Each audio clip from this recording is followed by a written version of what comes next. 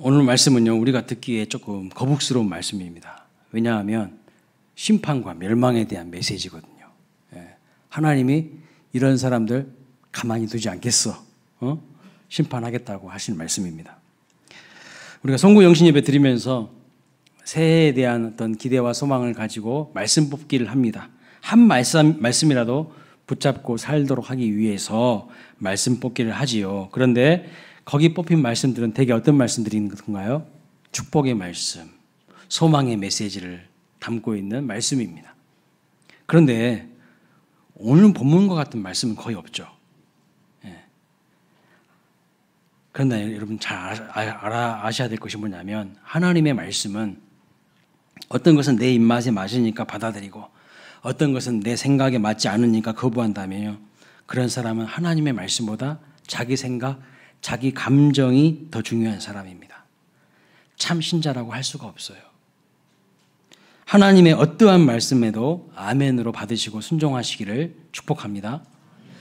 저는 설교를 많이 했으니까요. 어떤 설교를 하면은 성도들이 좋아하시는지 다 알아요. 다 알죠. 왜 모르겠어요. 다 알아요. 그러나 때로는요, 설교자가 설교하기가 거북하고 성도들도 듣기 어려운 말씀, 그 말씀을 하나님이 하시라고 하면 해야 됩니다. 그래서 어려운 거예요. 특별히 오늘 본문은요, 저도 그냥 안 하고 지나가고 싶어요. 왜냐하면 심판에 대한 메시지라니까요. 멸망에 관한 메시지입니다. 누가 심판과 멸망에 대한 메시지를 듣고 싶겠습니까? 그렇지 않습니까? 그러나 우리가 알아야 할 것은 심판과 멸망도 있지만 믿음으로 끝까지 인내하고 순종하며 그 길을 걸어간 자에게는, 하나님과 동행하는 삶을 살아가는 자에게는 축복과 상급과 영광과 면류관이 있다는 것을 믿으시기 바랍니다. 우리는 본성적으로 심판과 멸망에 관한 메시지 하면요, 싫어하기 때문에 하나님 그러한 말씀을 하실 때 오히려 더 우리에게 뭐라고 말씀하시냐면 아멘으로 반응하라고 말씀하셨어요. 아멘으로 반응하라고. 실제로 신명기 말씀을 보면 이스라엘 백성들이 이제 광야 생활을 마감하고 가나안 땅에 들어가기에 앞서서 하나님께서 저주와 축복의 말씀을 하십니다. 그런데 먼저 저주의 말씀을 하시는데 하나하나 그 뒤에 무엇이라고 말씀하시냐면 모든 백성에게 아멘하라고 말씀하시는 거예요.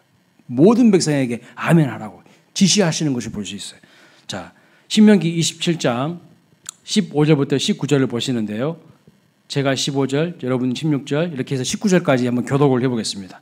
제가 먼저 15절 읽습니다. 장색의 선으로 조각하였거나 부어 만든 우상은 여호와께 가증하니 그것을 만들어 은밀히 세우는 자는 저주를 받을 것이라 할 것이요 모든 백성은 응답하여 말하되 아멘 할지니라. 그의 부모를 경홀히 여기는 자는 저주를 받을 것이라 할 것이요 모든 백성은 아멘 할지니라. 그의 이웃의 경요패를 옮기는 자는 저주를 받을 것이라 할 것이요 모든 백성은 아멘 할지니라.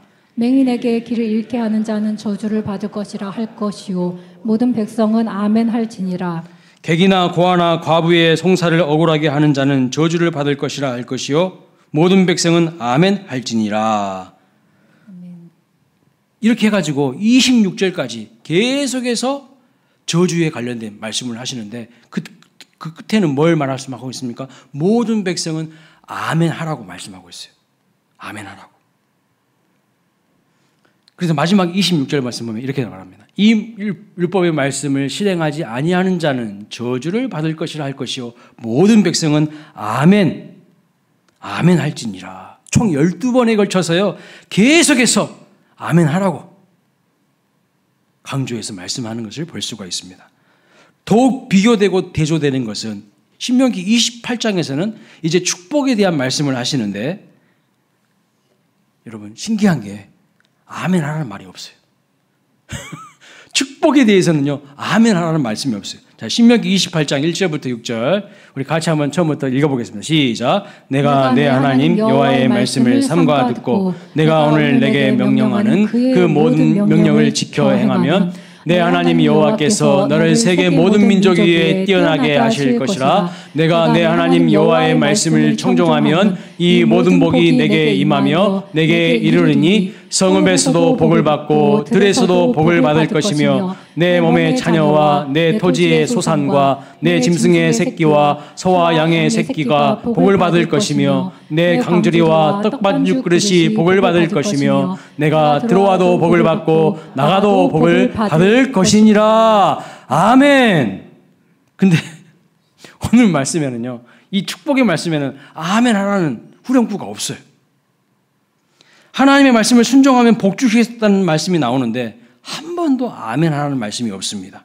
저주의 말씀을 선언하실 때에는 매번 하나님이 아멘 하라고 요구하셨는데, 명령하셨는데 축복의 말씀을 하실 때에는요, 아멘 하라는 말씀이 없어요. 왜 그럴까요? 왜 그럴까요? 하나님이요, 우리 인간을 너무나도 잘 아시기 때문이죠. 축복의 말씀을 하실 때는요, 굳이 말하지 않아도 사람들이 다 아멘합니다. 속으로 다 아멘해요. 나도 그렇게 되고 싶습니다. 나 그렇게 되기를 희망합니다. 그런데 하나님께서 저주를 선포하는 말씀을 하시면 너희들 이렇게 살면 저주받을 거야. 이 말씀에는요, 사람들이 아멘하기 싫거든요. 아멘하기 싫거든. 그러니까 하나님께서 더 모든 백성, 열애 없이 모든 백성은 아멘하라고 명령하고 있는 것을 볼 수가 있습니다. 더욱이 오늘 본문과 같은 말씀은요, 저도 그냥 할 수만 있으면 패스하고 싶어요. 그냥 넘어가고 싶습니다. 그런데 만약 제가 그렇게 한다면 저는 바른 목회자가 아닐 거예요. 목사는 자기 생각 이야기하는 사람이 아니라 하나님 말씀을 있는 그대로 전하는 자이기 때문에 오늘도 무거운 부담감을 가지고 말씀을 전합니다. 그러나 이 말씀을 듣고 한 사람이라도 자기의 삶을 살펴보고 점검한다면 복된 삶이 되실 줄로 믿습니다. 자, 지난 주일 말씀에 주께서 경건한 자는 건져주시고 불의한 자는 형벌 가운데 심판하신다고 말씀하셨습니다. 그러면 구체적으로 누가 심판받고 멸망받나요? 누가 지옥에 가는 게 되겠습니까? C.S. 루이스라는 학자는 이렇게 이야기를 했어요. 지옥에 있는 사람은 하나같이 지옥을 자원한 것이다. 그 다음부터 같이 읽어볼까요? 시작. 스스로 선택하지 않고는 지옥이란 있을 수 없다. 모든 인간은 천국이나 지옥에서 영생되어 있고 지금은 그들 중 한 곳에 자신을 준비하는 중인 셈이다. 정말 공감 가는 말입니다. 여러분, 지옥에 아무나 가지 않아요. 지옥에 누가 가죠? 지금 이 땅에서 지옥같이 사는 사람, 지옥에 합당하게 살아가는 사람이 지옥 가는 거예요. 여러분, 누가 천국에 갑니까? 지금 이 땅에서요, 천국 갈 준비를 하면서 천국에 합당하게 살아가는 사람이 천국에 가는 거예요. 맞는 거예요. 그래서 오늘 본문 말씀을 보면요, 지옥을 준비하는 자들이, 이 땅에서 지옥을 준비하는 자들이 어떻게 살아가는지를 말씀하고 있어요. 보여주고 있습니다. 먼저 10절 보겠습니다. 특별히 육체를 따라 더러운 정욕 가운데서 행하며 주관하는 일을 멸시하는 자들에게는 형벌할 줄 아시느니라. 이들은 당돌하고 자긍하며 떨지 않고 영광 있는 자들을 비방하거니와. 이렇게 말합니다. 이 말씀을요, 현대인의 성경에서는 어떻게 번역했냐면 이렇게 번역했어요. 같이 한번 읽어보겠습니다. 시작. 특별히 육체의 정욕대로 살며 하나님의 권위를 멸시하는 사람에게는 더욱 큰 벌을 내리실 것입니다. 그들은 대담하고 거만하여 두려움이 없이 하늘의 존재들을 욕합니다. 겁을 상실했어요. 하나님을 막 비방해요. 욕해요. 12절을 보면요, 이렇게 말합니다. 지옥 갈 자들, 이성 없는 짐승 같아서 그 알지 못하는 것을 비방하고 그들의 멸망 가운데서 멸망을 당한다고 말씀하고 있어요. 이성 없는 짐승 같아요. 그래서 짐승처럼 멸망을 당하게 되는 사람들이라는 걸 말씀하고 있어요. 13절에 보면 이렇게 말합니다. 낮에 즐기고 노는 것을 기쁘게 여기는 자들이니 그들의 속임수로 즐기고 놀며 속임수로 즐기고 쾌락을 밝히는 사람들이라는 거예요. 쾌락에 빠진 자들이라는 거예요. 속임수로 즐기는 거짓된 자들, 속임수에 능한 자들.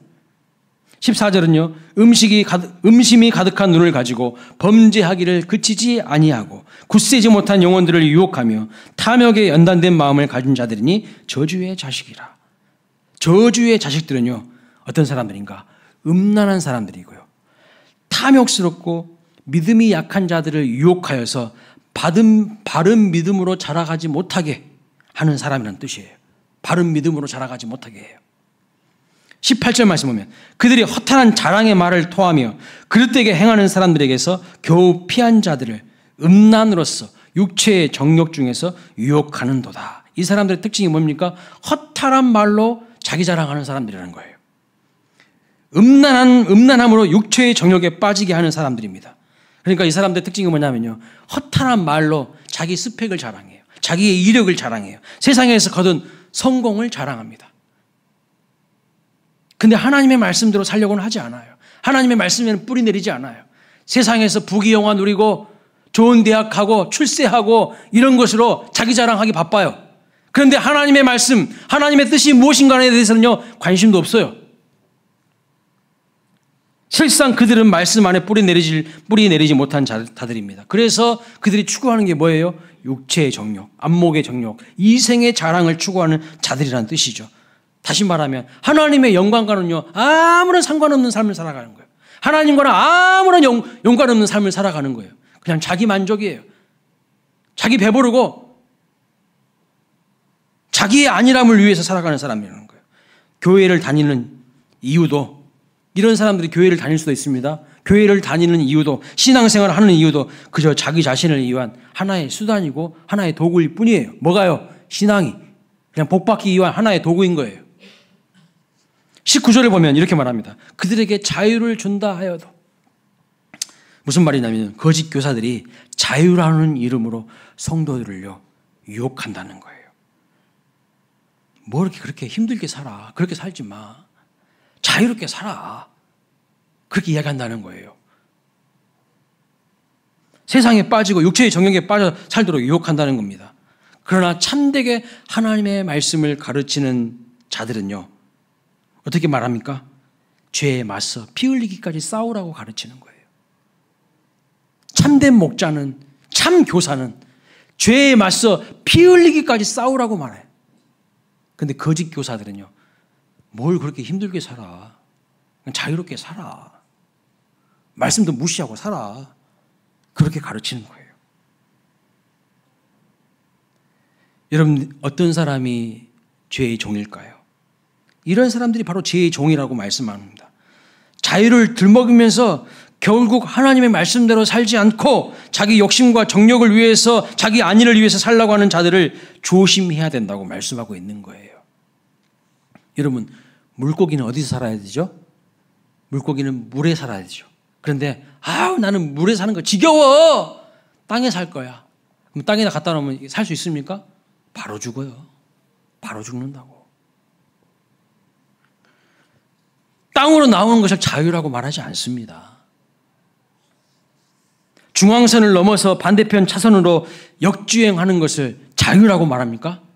아이고, 자유네. 맨날 지긋지긋하게 이 차선만 내가 다녔는데 내 마음대로 저렇게 막 역주행해도 가도 되고 너무 좋네. 이게 자유입니까? 누구를 죽이려고? 그걸 자유라고 하지 않습니다. 마찬가지로 성도임에도 불구하고 하나님의 말씀을 벗어나서 자기 마음대로 내 기분대로 살라고 하는 것은요, 자유가 아니지요. 자유가 아니에요. 오히려 자유라는 이름으로 욕심을 잉태하는 것이고요, 그 욕심이 죄를 낳고 결국 사망에 이르게 된다고 성경은 말씀합니다. 20절부터 22절까지는 더 무서운 이야기를 하고 있어요. 같이 한번 읽어보겠습니다. 시작. 만일 그들이 우리 주 되신 구주 예수 그리스도를 알므로 세상의 더러움을 피한 후에 다시 그 중에 얽매이고 지면 그 나중 형편이 처음보다 더 심하리니 의의 도를 안 후에 받은 거룩한 명령을 저버리는 것보다 알지 못하는 것이 도리어 그들에게 나으니라. 참됨 속담에 이르기를 개가 그 토하였던 것에 돌아가고 돼지가 씻었다가 더러운 구덩이에 도로 누웠다 하는 말이 그들에게 응하였도다. 무슨 말씀일까요? 한때 예수님을 알았다고 할지라도 다시 옛생활, 다시 과거의 그 죄악의 얽매인 생활로 돌아간 사람들이라는 거예요. 그 사람들이 개돼지 같다는 거예요. 그 사람들은 개돼지라는 거예요. 성경에. 그들은 개가 토한 것을 먹고요, 돼지가 깨끗이 주인이 씻겨줬는데 다시 더러운 돼지 우리의 구덩이에 눕는 것과 똑같을 정도로 심각한 하나님의 심판과 멸망의 대상이라는 것을 말씀하고 있어요. 죄악 가운데 그냥 뒹구는 존재라는 거예요. 여러분 지금까지 하나님께서 이러한 자들을 지금 심판하시고 멸망하시겠다고 말씀하고 있어요. 왜냐하면 이러한 행위는 분명 멸망받을 죄이기 때문입니다. 그러나 인간은 이렇게 말할 수 있습니다. 누구 마음대로 심판하시는데요? 누구 마음대로 심판하시냐고요? 저는 이런 것들이 죄라고 생각하지 않습니다. 이렇게 주장하는 인간들도 있을 거예요. 그러나 여러분 잘 생각해 보세요. 내가 병에 걸렸는데 환자인지 아닌지를 누가 결정합니까? 내가 결정합니까? 내가 결정하는 게 아니죠. 아무리 나는 건강하다고 소리쳐도요, 의사가 검사해보고 당신 환자라고 하면요, 그 사람 환자입니다. 어쩔 수 없어요. 내가 보기에 별것 아닌 것 같은데요, 이렇게 말할지라도 의사가 검사하고 진단해서 당신은 암입니다. 그러면요, 암인 거예요. 아닌데요, 저는 멀쩡한데요. 그렇게 말한다 할지라도 누가 결정하는 거예요? 검사한 의사가 결정합니다. 그런 것처럼 누가 심판과 누가 멸망을 결정하죠? 내가 결정하나요? 하나님이 결정하시는 거예요. 음주운전한 사람들이 경찰한테 걸렸어요. 간혹 그런 분들이 있다고 합니다. 저 안 취했어요. 저 멀쩡해요. 나 지금 괜찮아요. 자기 생각이 괜찮은 거죠. 누구를 죽이려고 음주운전하는 거예요. 누구를 죽이려고. 법이 정한 기준으로 보면 음주운전인 것입니다. 그 이상이면요, 면허 취소하고 구속인 거예요. 하나님은 그것은 멸망받을 삶이고 죄악된 삶이라고 선언하신다면 끝장난 인생인 겁니다. 자기 혼자서 나는 괜찮아요 할 뿐이지 하나님은 아니라고 하시는데, 오늘 말씀에 비추어서 우리 자신은 어떤지를 점검해 보시기를 바랍니다. 오늘 말씀을 가만히 묵상해 보면요, 종합검진 것 같아요. 2년마다 한 번씩 받는 종합검진. 그래서 자세히 보면요, 이 죄와 우리 몸의 부위가 다 연결되어 있어요. 우리의 몸을 거룩한 산 제물로 드리라. 이것이 너희가 드릴 영적 예배라고 했잖아요. 로마서 12장 1절 2절에 우리의 몸이 중요하다고 했잖아요. 근데 오늘 말씀 보면요, 아주 밀접하게 우리의 몸과 연관되어 있어요. 머리, 눈, 입술, 손발, 우리의 마음까지 다 말씀하고 있어요. 총체적으로 죄악된 삶과 우리의 몸이 연결되어 있다는 것을 말씀합니다. 먼저 머리의 상태를 묻습니다. 12절에 보면 이성 없는 짐승 같다고 합니다. 다시 말하면 머리 없는 짐승 같다는 거예요. 거룩한 생각이 없어요. 하나님 나라에 대한 비전과 꿈이 없어요. 짐승은 그저 무엇을 먹을까 마실까 그런 욕구대로만 삽니다. 욕구와 본능대로만 살아가요. 생각이 없어요. 이성이 없는 자들의 특징이 뭡니까? 12절에 보면요, 그 알지 못하는 것을 비방한다고 말씀하고 있어요. 이것을 원문에 보면 뭐라고 표현하고 있냐면, 알지도 못하면서 하나님을 비방한다는 이야기예요. 알지도 못하면서 하나님 없다고 하나님 비방하는 사람이라는 거예요. 하나님이 어디 있어? 있으면 내 앞에 나오라고 그래.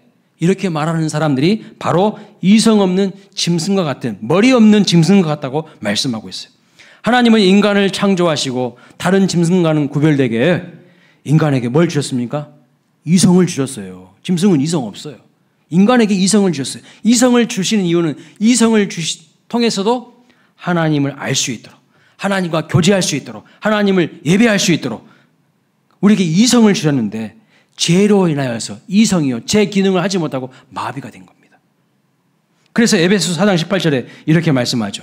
그들의 청명이 어두워지고 그들 가운데 있는 무지함과 그들의 마음이 굳어짐으로 말미암아 하나님의 생명에서 떠나 있도다. 죄로 인하여서요, 청명이 어두워졌다는 것이 이성 없는 짐승과 같이 됐다는 뜻입니다. 무지한 거예요. 로마서 1장 21절에도 이렇게 말씀합니다. 하나님을 영화롭게도 아니하며 감사하지도 아니하고 오히려 그 생각이 허망하여지며 미련한 마음이 어두워졌도다. 분명히 하나님을 알 수 있도록 인간을 창조하셨지요. 하나님 만드신 만물 안에 하나님의 능력과 신성이 나타나서 알게 하셨는데, 죄로 인하여서 인간의 생각이 허망하여지고 미련해지고 결국 하나님을 대적하는 존재로 타락하게 되었다는 말씀입니다. 타락하고 부패한 이성이 하나님을 부인하죠. 여러분, 세상과 인간이 어떻게 만들어졌을까요? 여러분, 어떻게 만들어졌다고 배우셨습니까? 성경은 뭐라고 말하고 있죠? 하나님이 창조의 능력으로 만드셨다고 말씀하죠. 특별한 목적을 가지고 만드셨다고 말씀하고 있지 않습니까? 그런데 하나님을 부인하는 자들은요, 우연히 만들어졌다고 이야기합니다. 우연히. 여러분이 정말 우연한 존재이십니까? 우연히 진화된 것입니까? 인간은요, 하나님의 특별한 목적을 가지고 만드셨어요. 우연히 만들어졌다면 한번 생각해 보세요. 여러분의 생각도 우연이고요. 여러분의 감정도 다 우연인 거예요. 그렇지 않을까요? 모든 만남도 그냥 다 우연인 거예요. 모든 만남이 우연인데 뭐 그 만남이 중요한 만남이겠습니까? 우연히 만들어진 존재에게 도덕과 윤리를 이야기할 수 있어요? 질서를 요구하는 것 부당한 거 아닙니까? 우연히 만들어졌을 뿐인데. 도덕과 윤리와 질서가 없는 세상은 어떤 세상이 될까요? 짐승 세상이 되는 거예요.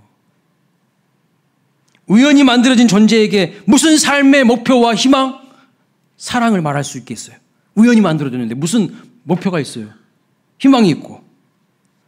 전혀 앞뒤가 맞지 않는 이야기들입니다. 인간이 이성 없는 짐승처럼 되었기 때문에 세상에 죄가 만연한 거예요. 세상이 씨름하고요, 망가지는 거예요. 인간이 이성 없는 짐승처럼 되었기 때문에 우상에, 주술에, 샤머니즘에 빠져서 살아갑니다. 여러분, 최첨단을 이야기하는 과학자들이 새로운 연구 프로젝트를 앞두고 뭐 한 줄 아세요? 돼지 머리 잡아가지고 그 앞에서 절해요. 그러면서 자기들을 과학자라고 이야기합니다. 과학자 맞아요? 아무리 엄청난 권력을 가지고 있으면 뭐 합니까? 아무리 엄청난 힘을 가지고 있으면 뭐 하냐는 거예요. 이성 없는 짐승처럼 되었기 때문에 주술에 의지하는 허망한 권력을 우리가 다 지금 보고 있지 않습니까? 주술에 의지하는 허망한 권력자의 모습을. 하나님을 떠난 인간의 실체가 바로 총명이 어두워지고 생각이 허망해지고 마음이 미련해진 거예요. 그래서 하나님 대적하고요. 하나님 없다고 해요. 하나님을 향한 생각은 없어요. 하나님을 어떻게 기쁘시게 할까? 이 생각은 전혀 하지 않아요. 자기 배부르는데, 자기 만족하는데. 돼지랑 똑같죠, 뭐. 뭐가 다른데요? 로마서 1장 20절에 보십시오. 창세로부터 그의 보이지 않느냐는 것들 곧 그의 영원하신 능력과 신성이 그 만드신 만물에 분명히 보여 알려졌나니 그러므로 그들이 핑계하지 못할지니라. 핑계하지 못할 거라고 하나님 말씀하고 있어요. 하나님 보여줘 보세요. 만물을 봐라. 이 만물을 보면은 하나님의 존재를 분명히 알 수 있지 않느냐 이 뜻이에요. 하나님의 능력과 신성이 그 만물을 또 안에 다 보여서 알려졌다는 거예요. 그런데 우리가 이성 없는 짐승처럼 되어서요. 봐도 몰라요. 여러분, 여기에는 물컵이 있어요. 이게 지 혼자서 우연히 여기 딱 존재했나요? 우연히? 우리 권사님들이 저를 위해서 이렇게 물 떠다 주시니까 여기 존재하는 거 아니에요? 이 마이크가요. 지 혼자서 그냥 여기 그냥 이 모양의 이 길이에 이런 용도로 쓰이려고 지 혼자서 스스로 존재하는 건가요? 우연히 존재하는 건가요? 아니에요. 여러분들이 우연히 존재하는 건가요? 여러분의 부모님이 있으니까 존재하는 거 아니겠어요? 모든 만물을 보세요. 하나님의 존재를 부인할 수가 없어요.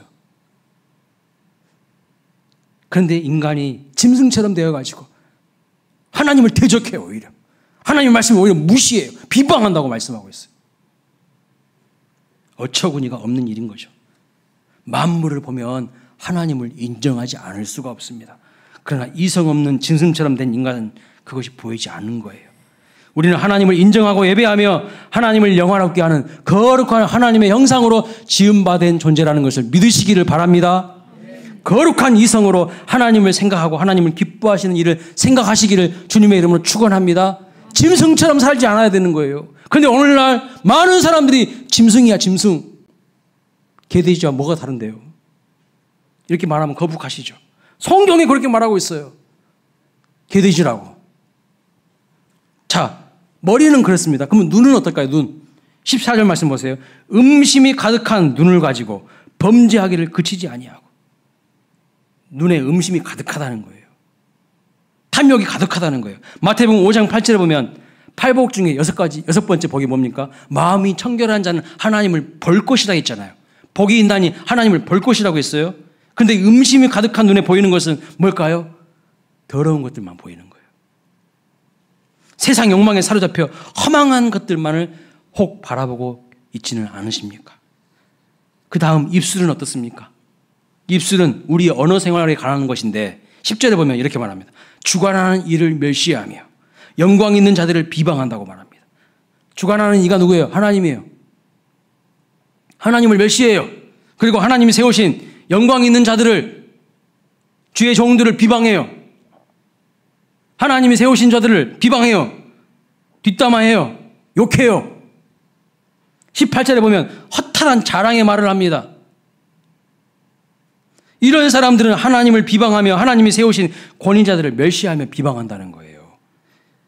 입술로 하나님 찬양하면서도 또 한쪽으로는요, 남 헐뜯어 비방해. 이것은 모순이에요. 앞뒤가 맞지 않는 이야기라는 겁니다. 여러분 가진 입술로 하나님을 높이며 찬양하시기를 축복합니다. 다른 사람들을 세워주고 격려하고 칭찬하고 위로하고 높여주시기를 주님의 이름으로 축복합니다. 그런데 그 입술 가지고 허탄한 자기 자랑을 하고 있어요. 하나님 부인하는 사람들, 멸망받을 자들, 지옥 갈 자들, 특징이라는 거예요. 그 다음에 손과 발입니다. 10절 말씀 보세요. 육체를 따라 더러운 정욕 가운데 행합니다. 더러운 정욕 가운데 행하기를 빨리 해요. 발걸음이 빨라요. 하나님이 일하라고 하면요, 늘이 터졌어요. 천천히 세워라 내워라. 근데 자기의 정욕을 위한 일은요, 얼마나 발이 빠른지 몰라. 15절에 보면 바른 길을 떠나 미혹되어 부올의 아들 발람의 길을 따르노다. 발람의 길을 따랐다는 것은 뭐냐면요, 이 발람이라는 선지자가 하나님의 말씀 따라 순종한 게 아니라 돈 보고 돈 따라갔다는 이야기예요. 하나님 따라간 게 아니라 돈 따라갔다는 거예요. 우리는 하나님을 주인 삼은 인생이 아니라 돈을 주인 삼은 인생들이 많습니다. 자본주의 시대이기 때문에 뭐니 해도 머니가 최고인 시대이기 때문에 많은 사람들이요, 돈을 주인 삼고 있어요. 자, 마음은 어떻습니까? 14절에 보면 탐욕에 연단된 마음을 가진 자들이니 저주의 자식이라. 역시 여기 보면 자기 욕심을 채우는데 단련된 사람들이라는 거예요. 여기 연단된 그랬잖아요. 훈련된, 연습된 이런 사람이요. 자기 탐욕 채우는데 아주 능숙한 사람들이라는 거예요. 예? 남 섬기는데 능숙하고 하나님 일하는데 능숙하고 공동체를 위하여서 헌신하는데 능숙한 게 아니라 자기 탐욕 채우는데 능숙한 사람들, 연단된 사람들, 그런 마음을 가진 자들을 저주의 자식이라고 말씀하고 있어요. 10절에 보면 이들의 마음 상태는요, 당돌하고 자극하며 떨지 않은데요. 한마디로 말하면 교만하다는 거예요. 하나님 말씀 앞에서도 떨지 않아요. 교만해요. 20절부터 22절 말씀 보면 개가 그 토한 것을 다시 먹고 돼지가 깨끗이 씻은 후에 다시 구덩이 위에 더러운 돼지 우리에 눕는 것처럼 짐승처럼 살아간다고 말씀하고 있어요. 여러분, 질문 한번 드려볼게요. 왜 개들이 토한 것을 다시 먹을까요? 왜 개들이 토한 것을 다시 먹을까요? 여러분, 그 본 적 있으세요? 저는 어렸을 때 시골에 살았잖아요. 충격받았어요. 시골에 살면서 본 게 뭐냐면 개가 똥을 싸더라고요. 근데 그 똥을 지가 먹어. 와. 예, 죄송합니다. 똥 이야기해서. 토한 것도 다시 먹어요. 주인이 돼지를요 막 씻어놔. 근데 1분도 안 걸려. 다시 똥 받친 그 우리에 다시 팍 누워버려. 왜 그럴까요? 왜 그럴까요? 왜 다시 더러운 구덩이에 뒹굴까요? 개와 돼지는요, 더럽다는 개념이 없어요. 더럽다는 개념이 없어요. 그 더러움에 대한 인식이 없어요. 하나님의 심판과 멸망을 받을 자들은요, 죄가 더럽다는 개념이 없어요. 방탕과 음란과 호색에 대한 더럽다는 개념이 없고요, 은근히 그런 걸 더 좋아해요. 더 좋아한다고. 쾌락에 자기 몸을 뒹구는 걸요 더 좋아해요. 그게 지옥 갈 자들의 특징이라는 거예요. 다시 토했던 것을 먹고 다시 뒹굽니다. 여기 다시라는 말이 계속 반복되고 있는데 무슨 뜻이냐면요, 자꾸 과거로 옛생활로 퇴행한다는 뜻이에요. 퇴보한다는 뜻입니다. 그러나 예수 믿고 구원받고 거듭난 사람은 그리스도 예수의 장성한 분량에 이르기까지 자라가게 될 줄로 믿습니다. 죄악된 옛생활로 과거로 퇴행하는 것이 아니라 더욱 거룩한 빛 가운데로 나아가게 됩니다. 때로는 우리도 흔들려요. 넘어집니다. 그러나 다시 또 일어나게 됩니다. 그게 믿는 자의 삶이에요. 머리부터 발끝까지 거룩한 삶으로 조금씩 변화되어져 간다는 것이죠. 말씀을 정리합니다. 오늘 본문에서 사도 베드로가 왜 그러면 이런 말을 하고 있는 것일까요? 왜요? 하나님의 심판과 멸망을 받을 거짓된 자들의 특징이 개와 돼지 같기에 그들을 주의하라고 말씀하고 있는 거예요. 그들을 주의하라고. 사랑하는 교회와 성도들이 미혹당하지 않도록 교회와 성도들을 지키기 위해서 이런 말씀을 하는 겁니다. 신앙이라는 이름으로, 자유라는 이름으로 허탄한 자랑거리를 말하며 세상에서 자기 욕심을 추구하는 것을 인생의 목표인 것처럼 가르치는 이런 거짓된 가르침을 분별하여서 하나님의 진리의 말씀을 따라가고 하나님의 신성한 성품에 참여하라고 말씀하고 있는 거예요. 이 거짓된 자들에게는요, 반드시 하나님의 심판과 멸망이 있습니다. 반드시 있어요. 그러나 끝까지 믿음을 지키고 인내한 성도들에게는요, 축복과 영광과 면류관이 있어요. 반드시 하나님이 그것을 주신다고 약속하고 있습니다. 우리는 이러한 죄악 세상에서 어떻게 살아가야 할까요? 어떻게 살아가야 할까요? 요한일서 3장 3절 말씀을 보겠습니다. 같이 읽어봅니다. 시작. 주를 향하여 이 소망을 가진 자마다 그의 깨끗하심과 같이 자기를 깨끗하게 하느니라. 이 소망은 어떤 소망입니까? 이 소망은 어떤 소망일까요? 예수님에 대한 재림과 심판에 대한 소망이에요. 우리 믿는 사람들은요, 무엇을 소망해야 되는가? 예수님의 재림, 예수님의 심판을 소망하는 거예요. 그 심판의 날에 모든 것이 갈라져요. 갈라진다고요. 지금은요, 알곡도 쭉정이도 알곡도 가라지도 같이 있어요. 양과 염소가 같이 있어요. 그러나 그 마지막 심판의 날에는요, 하나님 뭐라고 말씀하셨냐? 분명히 가른다고 말씀하고 있어요. 그래서 알곡과 가라지가 구별되고 양과 염소가 구별되고 가라지와 염소는요, 영원한 형벌과 심판 아래 놓이게 되고 믿음과 소망을 가지고 가는 성도들은 반드시 영광에 이르게 된다고 분명히 말씀하고 있습니다. 장래에 대한 이러한 소망이 있는 자는 자신의 삶을 어떻게 한다고요? 깨끗하게 하고 거룩하게 한다는 것을 믿으시기 바랍니다. 이 소망이 없기 때문에 이 현실을 타협해버리면서 그냥 죄악에 뒹굴어버리는 거예요. 이 소망을 가진 자는 거룩하게 살 수밖에 없어요. 여러분에게 소망이 있으십니까? 과연 무슨 소망입니까? 어떤 소망입니까? 주님에 대한 소망입니까? 재림에 대한 소망, 심판에 대한 소망이 있습니까? 그래서 믿는 자들은요, 심판을요, 두려워하는 게 아니라 기뻐해요. 그날 내가 상 받을 날이니까, 그날 내가 영광 받을 날이니까 좋아해요. 근데요, 세상에서 뒹구는 사람들은 그 심판의 날이 두려운 날이에요. 오지 않았으면 하는 날입니다. 우리 모두 하늘 소망을 가진 자답게 거룩한 삶을 살아가시고 주님과 동행하는 그런 복된 삶을 살아가시기를 주님의 이름으로 축원합니다. 다 함께 자리에서